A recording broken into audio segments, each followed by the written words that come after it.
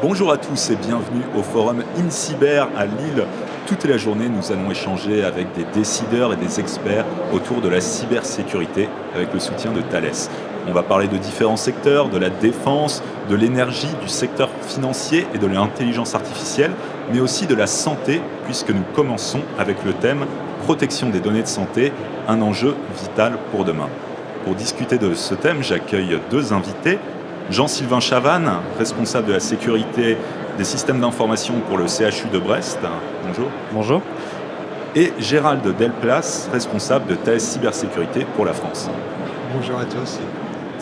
Alors peut-être une question introductive, mais Monsieur Delplace, est-ce que vous pouvez commencer par nous dire de quelle façon Thales intervient pour assurer la protection des données de santé? Alors Thales a investi déjà depuis plus de 10 ans dans la cyber, avec un rachat de pratiquement 9 sociétés qui nous permettent aujourd'hui d'avoir une solution complète sur toute cette solution de cybersécurité. Quand on parle de cyber, on parle aussi beaucoup de la sécurisation des données. Okay, et donc sur ce thème-là, nous avons décidé chez Thales de pouvoir protéger la donnée, mais surtout de pouvoir protéger tous les chemins d'accès qui mènent à cette donnée. Sans ça, effectivement, c'est un périple difficile pour des tas d'entreprises, entre autres dans le domaine de la santé, c'est clair. Donc aujourd'hui, ça représente 4 milliards l'investissement et les revenus de Thales en matière de sécurisation et de digitalisation.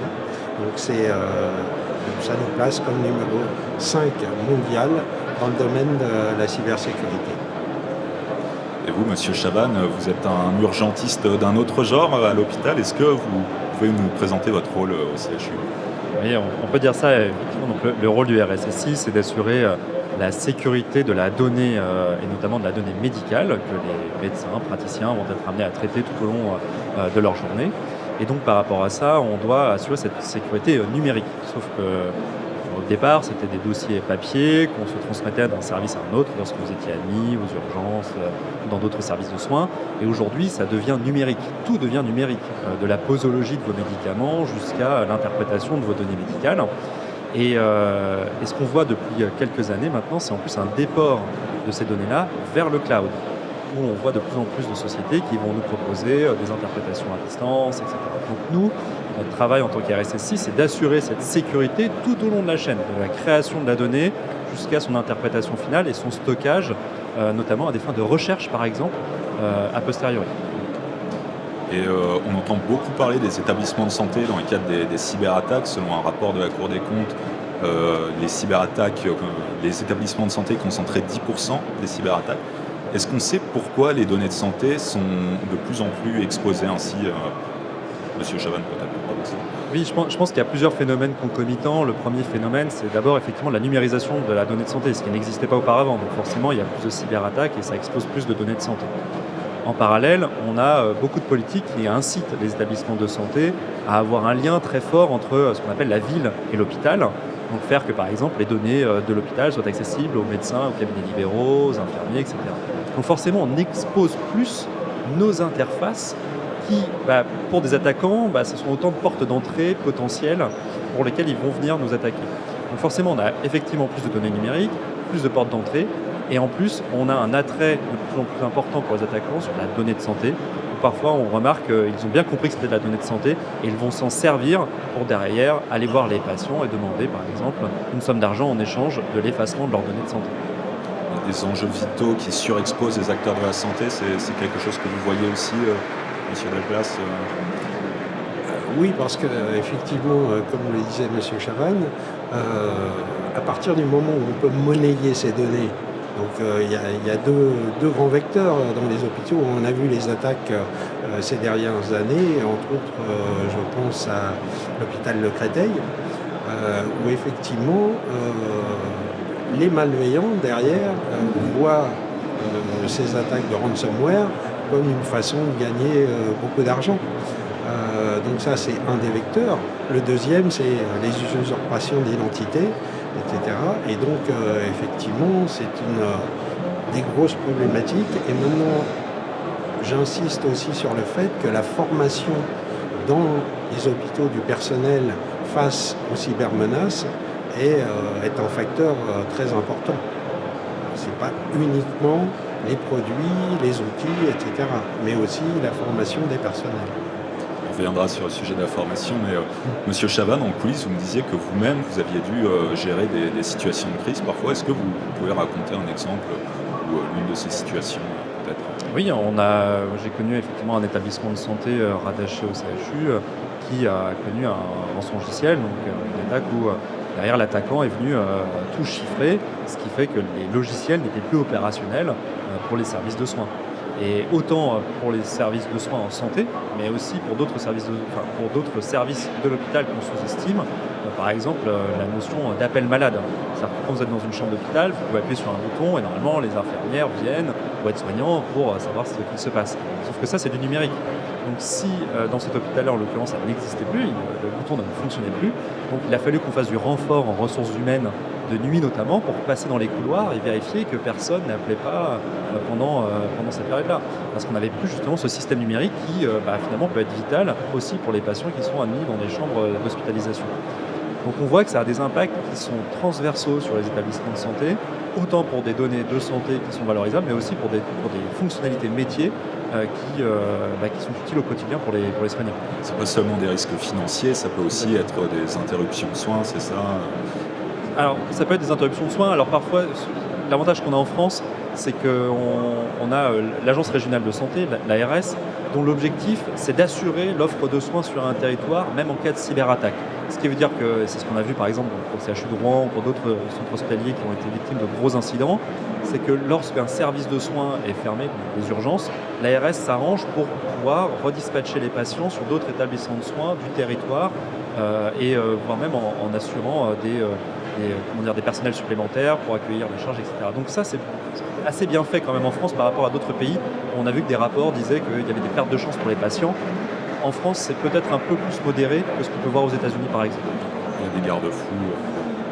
Et vous avez mis en place des actions correctives à la suite de cette situation pour éviter que cela se reproduise? Ah oui, on a mis en place beaucoup d'actions correctives, avec l'aide d'ailleurs de prestataires qui sont venus parce qu'on a analysé d'où provenait en fait la faille initiale, qu'on a réussi à détecter. Ensuite, on a corrigé ce tunnel d'entrée, on peut dire ça comme ça, et on a profité de l'interruption des systèmes d'information pour pouvoir faire beaucoup d'opérations structurelles qui améliorent, on va dire, la structure du système d'information hospitalier et qui fasse que derrière, les solutions de cybersécurité sont beaucoup plus opérationnelles que ce que ça pouvait être auparavant.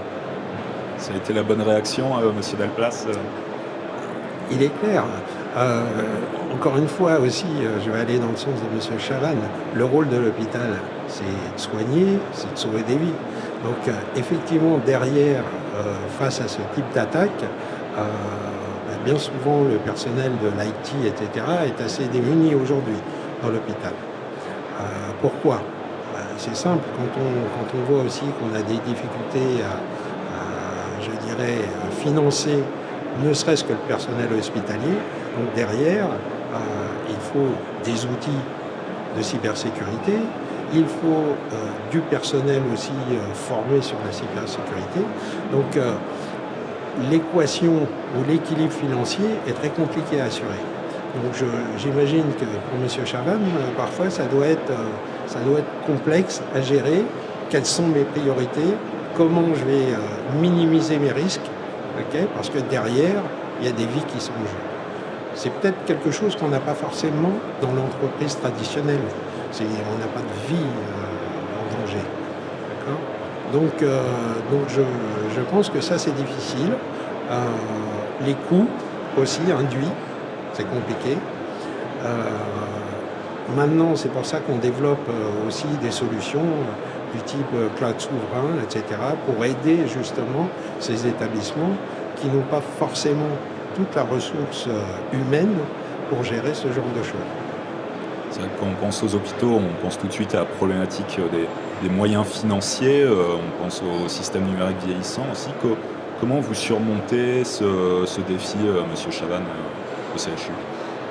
Alors, C'est vrai qu'il y a une question sur la vétusté des systèmes d'information hospitaliers, parce que cette numérisation des établissements, elle s'est faite par strates au fur et à mesure. Ça n'a jamais été pensé en fait de manière structurelle. Il n'y a jamais eu d'architecte en 2015, par exemple, qui s'est dit comment construire l'architecture d'un établissement de santé. On a d'abord numérisé des services de soins, donc ça va être le SAMU, les urgences, l'imagerie médicale, etc. Et en fait, on rajoute des strates. Et finalement, on se rend compte que souvent, les vulnérabilités, elles sont liées à l'ajout de ces strates qui se sont faites de manière décoordonnée et surtout par des coûts d'appel à projets financiers. Donc on n'a jamais pensé le côté financier de gérer un système d'information comme étant structurel. Ce qui, derrière, va poser des questions à l'avenir. Parce que quand on voit comment fonctionne le système de soins et le financement des systèmes de santé actuels, ce qu'on appelle la tarification à l'acte, quand vous venez faire un acte de soins dans un centre hospitalier, ça a un coût. Et le coût, on calcule le coût du médecin, le coût des paramédicaux, de l'architecture, mais pas des systèmes d'information. Il faudrait augmenter en fait ces tarifs-là si on voudrait justement avoir les financements nécessaires. Sauf qu'aujourd'hui, c'est difficile d'imaginer une augmentation de ces tarifs-là vu la situation des finances publiques. Donc finalement, ça veut dire que les directeurs généraux d'établissements doivent faire des choix. Et des choix, ça peut être soit est-ce qu'on va mieux doter un service de soins ou est-ce qu'on va plutôt gérer la pérennité des systèmes d'information pour en faire quelque chose de structurel. Et ce sont des choix qui ne sont pas faciles parce que derrière, il faut comprendre tous les enjeux et tout l'adossement du numérique sur les services de soins. Faire comprendre aux professionnels qu'aujourd'hui, sans numérique, ils fonctionneraient quand même moins bien. Et ça, c'est ce qu'on a vu pendant nos cyberattaques. Mais c'est vrai que quand c'est au quotidien, ils ne s'en rendent pas compte du fait que ça leur facilite la vie et que probablement un médecin peut voir, on va dire, peut-être une 50aine de patients dans la journée grâce au numérique parce que tout est bien géré, tout est bien coordonné, les commandes sont faites, etc. Alors que s'il n'y avait pas de numérique, peut-être qu'il pourrait n'en prendre que 20, voire 25. Et ça, c'est difficile de s'en rendre compte lorsqu'on l'a au quotidien. Et donc, finalement, c'est en faisant des exercices où on stoppe le numérique que ces professionnels se rendent compte de leur dépendance au numérique. Et là, on a un éveil, et cet éveil-là va permettre peut-être d'avoir des financements peut-être plus structurels pour gérer la vétusté des systèmes d'information et faire justement qu'elles se réduisent, voire qu'elles s'annihilent complètement. Si vous parlez, monsieur Delplace, le cloud, c'est des solutions que vous regardez aussi Oui, tout à fait. Ce sont des solutions qu'on regarde parce qu'on voit que de toute façon, les coûts sont difficiles aujourd'hui à lisser en fait sur plusieurs années dans le numérique. Nous aujourd'hui on a quasiment tout internalisé sur nos systèmes d'information, mais il y a des vraies questions sur est-ce qu'on ne ferait pas plus d'économies par exemple si on générait ça par le cloud. Mais encore une fois, il faut que ce soit un cloud qui soit maîtrisé, un cloud souverain. Ça veut dire aussi qu'on déporte le risque, c'est ce que disait monsieur Delplace, c'est que finalement nous n'avons peut-être pas les équipes internes pour bien gérer un système d'information qui gère du cloud. Dans ce cas-là, est-ce qu'on ne déporte pas le risque chez un prestataire de confiance avec justement des qualifications comme celle de l'ANSSI, le Secnum Cloud, qui permettent d'attester de ces compétences-là. Le risque est porté par Thales, c'est ça ? Tout à fait. Alors premièrement, on a plusieurs opérateurs qui utilisent nos technologies. On en citait quelques-uns, WooDrive, Sens, dont parlait tout à l'heure M. Chaban. Il est vrai que derrière, quand je parlais de CSP, ce sont nos produits, nos développements, et qui sont utilisés par les opérateurs justement du cloud souverain. Donc, je parlerai peut-être un peu après quelles sont nos directions en termes de développement, mais c'est vrai que c'est compliqué, surtout pour les CHU, de pouvoir acquérir ces technologies et de s'en servir parce que c'est aussi des heures et des heures de formation pour les équipes. On parlait tout à l'heure justement de la question des compétences. On le sait, entre les entreprises, il y a une guerre des talents et une difficulté à recruter. C'est un phénomène que vous rencontrez à l'hôpital, monsieur Chaban ? Oui, effectivement, on internalise quand même de plus en plus la notion de cybersécurité dans les hôpitaux. On crée beaucoup de postes de RSSI, mais aussi des RSSI adjoints, voire des ingénieurs cyber au sein des CHU. Sauf qu'on se retrouve à une difficulté qui est le recrutement, parce que finalement, nous avons des niveaux de salaire qui sont un peu adossés à la fonction publique hospitalière, qui n'ont pas les mêmes standards, on va dire, ou les mêmes niveaux que certaines offres dans le privé. Ce qui veut dire qu'effectivement, on a des difficultés de recrutement sur ce niveau-là. Mais il paraît justement qu'avec le programme CARE, on aura au moins peut-être des revalorisations sur ces niveaux d'ingénieurs qui nous permettront justement d'avoir nos propres personnels en interne pour bien gérer les solutions de cybersécurité qu'on doit opérer en interne. Vous faites appel aussi à la vocation du service public, peut-être Exactement. On voit qu'on a beaucoup d'opérateurs ou d'ingénieurs qui viennent travailler chez nous plutôt par vocation, quitte à perdre un peu de salaire plutôt que par intérêt financier. Tout à fait. Et Monsieur Delplace parlait du levier des formations. Est-ce que vous appliquez cette recette vous-même à l'hôpital Tout à fait. Moi, j'apporte grande importance à la formation, c'est-à-dire du transfert de compétences pour des personnes. Moins pour la sensibilisation parce que l'information, finalement, les professionnels de santé au sein de la CHU, ils en ont plein de l'information. Ils ont des informations sur faire attention au numérique, mais faire attention à tout ce qui est pharmacie, enfin médicaments, tout ce qui est attention à tout ce qui est risque infectieux, etc. Donc finalement, ils ont une quantité de sensibilisation assez impressionnante et finalement tout retenir, c'est quasiment inhumain. Donc finalement je prends le parti de dire que oui, il peut y avoir des oublis de la part des professionnels, ils ont cliqué sur une mauvaise pièce jointe, etc. C'est pas très grave. Par contre, il faut que nous, on soit en capacité de bien réagir et de faire qu'on contienne l'incident, donc l'événement qui se transforme en incident de sécurité, assez rapidement pour ne pas que ça se propage. Et ça, on a besoin de formation. Donc là-dessus, on a un parcours de formation chaque année pour les agents, notamment de la direction des systèmes d'information, qui vient se former sur les notions de cybersécurité, sur les tendances actuelles d'attaque et sur aussi comment réagir en cas d'incident et le faire rapidement pour contenir cette attaque le plus rapidement possible. Chez Thales, on sait aussi qu'il y a une course technologique pour rester devant les acteurs malveillants. Est-ce que vous pouvez nous dire quels sont les chantiers d'avenir pour assurer la sécurité des données de santé ? Alors tout à fait. Alors comme je l'ai dit en préambule, déjà sécuriser tous les chemins d'accès qui mènent à la donnée. Donc ça passe par effectivement l'authentification, ça passe par les applications, donc sécurisation des applications, des API, parce qu'effectivement le domaine hospitalier communique avec la ville, avec d'autres CHU. Donc toute cette chaîne déjà doit être sécurisée. Ensuite arrive la donnée, qui accède à quoi et comment. Donc ça devient de plus en plus compliqué même avec le cloud. Donc on a développé, je dirais, tous les outils pour qu'on puisse ensuite utiliser de l'intelligence artificielle et faire en sorte qu'on analyse le risque par rapport au comportement des utilisateurs.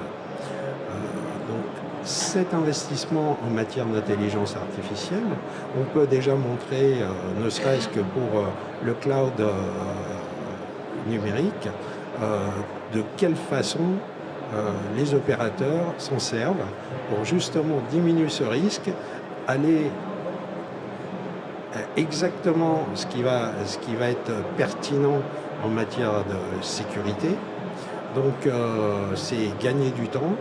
Donc ça c'est le premier aspect. Le deuxième, ça va être d'anticiper le futur. Donc aujourd'hui, on est capable effectivement de travailler déjà sur la cryptographie quantique. Okay. Même si les ordinateurs quantiques ne sont pas aujourd'hui opérationnels ou sur le marché, il est clair que les malveillants vont s'en servir le jour où ça sera disponible. Alors quand je parle de malveillants, c'est vu le coût du quantique, c'est plutôt le monde, on va dire, étatique. Okay. Et quand on voit aujourd'hui ce qui se passe au niveau mondial, je dirais que c'est important déjà d'avoir quelques pas d'avance sur les malveillants. Donc on a déjà des solutions, on continue à y travailler et c'est vrai qu'on est un des leaders dans la cryptographie. Donc c'est important, classification des données sensibles et encryption. Tout à l'heure, vous parliez aussi de l'intelligence artificielle qui crée de nouveaux risques en faisant muter les bots, c'est ça Exactement. Vous pouvez développer cet aspect ? Oui, alors rapidement, c'est simple, on pourrait presque faire un parallèle avec le monde de la santé. Quand on parle d'ADN, aujourd'hui on a des robots informatiques qui sont capables de détecter en fait, quand ils sont détectés, qui sont capables de réagir et de muter comme le ferait un ADN.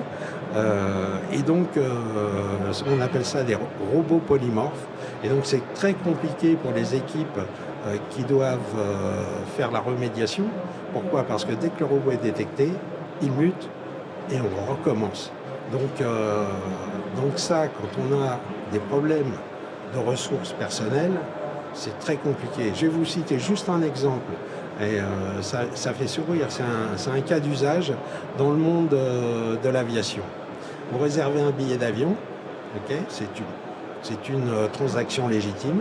Les robots sont capables de faire ça, et à des centaines de milliers de transactions par seconde. Okay. Dès qu'ils sont détectés, ils mutent. Vous avez un quart d'heure pour finaliser une transaction. Donc, on est capable, avec des robots, de remplir à moitié un avion. Okay. Et moi, en tant qu'utilisateur, j'arrive, je veux regarder un Paris-Nice, 800 €. Parce qu'il reste quelques places dans l'avion. Donc, qu'est-ce que je fais? Ben, je vais voir ailleurs. Okay. Et donc, il y a des malveillances qui sont en fait des transactions légitimes. Et ça peut être le cas dans le domaine hospitalier, l'utilisation de robots pour bloquer le système. Et donc, effectivement, derrière, c'est une dégradation du système informatique pour les soins, etc. J'imagine qu'on peut imaginer la même menace sur une plateforme de télémédecine ou de réservation d'hôpital. Bien sûr, mais vous ralentissez le trafic de toute façon, sans pour autant l'annuler, mais effectivement c'est une dégradation du service. On a eu des cas d'interruption effectivement de plateformes de télémédecine. Ça a des impacts qui sont colossaux pour les services de soins parce que on fait confiance à ces services de télémédecine. Par exemple, quand il n'y a plus de radiologue à 18h et que toute la radiologie des urgences elle est déportée sur une télémédecine, on ne peut pas arrêter les patients quand il y a une cyberattaque. Ça ne marche pas. On ne peut pas le faire. Donc, il faut réussir à compenser. Ça veut dire du rappel de personnel, ça veut dire passer en gestion de crise assez rapidement, même si ce n'est qu'une plateforme de télémédecine, justement. Il y a un cas qui nous, au sein des établissements de santé, nous embête plus particulièrement. C'est qu'aujourd'hui, on a beaucoup de praticiens hospitaliers qui demandent d'avoir de l'IA. L'intelligence artificielle, pour eux, c'est une aide et ils la conçoivent très bien comme étant une aide. Et nous, on va les accompagner dans la mise en œuvre de cette intelligence artificielle. On ne peut pas la refuser. Au contraire, je pense qu'il y a des cas où ça marche bien. Je prends un exemple qu'on a développé il n'y a pas très longtemps, c'est la détection de microfractures. Il y a des IA qui arrivent à détecter des microfractures qui ne sont pas visibles à l'œil humain. Donc, finalement, c'est un gain pour le patient. Cependant, quand on a implémenté la solution, c'est une solution américaine qui nous a dit que le seul cloud qui était autorisé, sur lequel on devait téléverser toutes nos données, nos imageries médicales, c'était le cloud Amazon. Aucune solution souveraine. Donc nous, on a aussi un appel à faire à tous ces offreurs, c'est de dire il ne faut pas qu'aller voir les établissements de santé, mais aller voir aussi les éditeurs de logiciels qui créent ces algorithmes d'IA qui vont servir à nos praticiens hospitaliers pour qu'ils puissent offrir des solutions aussi cloud souveraines qui nous éviterait aussi une certaine analyse de risque, on va dire, vis-à-vis de ces données de santé-là. C'est-à-dire les éditeurs de logiciels dans la santé, c'est ça? Exactement, tout à fait. Ces acteurs que vous allez aller voir, du coup, monsieur Delplace. Tout à fait, et ils viennent nous voir aussi. Encore une fois, sur la partie cloud souverain, vous pourrez aller nous voir sur le stand. Il y a effectivement du SOC managé avec de l'intelligence artificielle. D'accord. Parce que l'intelligence artificielle aujourd'hui, elle est partout. Okay. Et donc, en matière de sécurité, on doit l'utiliser aussi comme l'utilisent les malveillants. Quand je disais tout à l'heure les bots polymorphes, ce sont effectivement de l'intelligence artificielle qui est injectée dans toutes ces solutions bots. Et donc nous, il faut pallier aussi à ça en utilisant de l'intelligence artificielle pour pouvoir détecter, etc.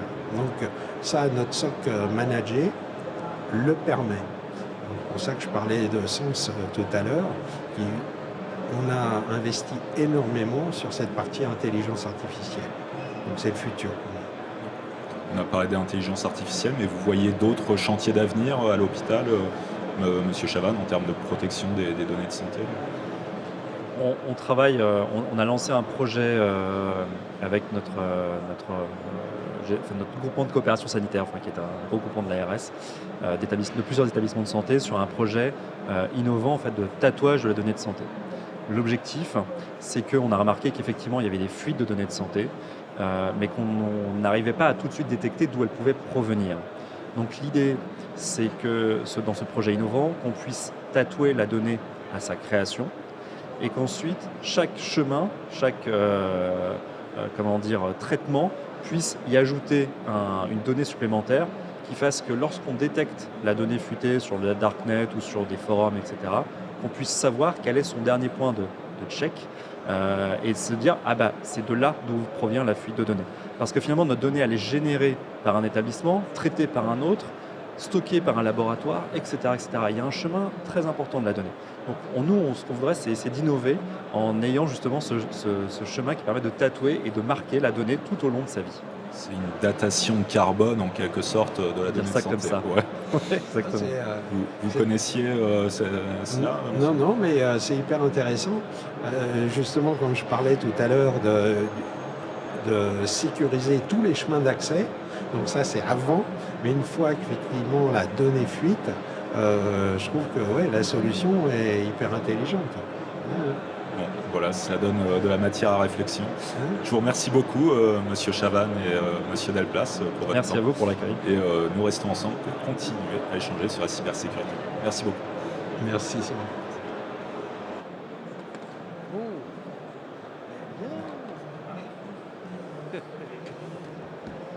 Ça s'est bien passé.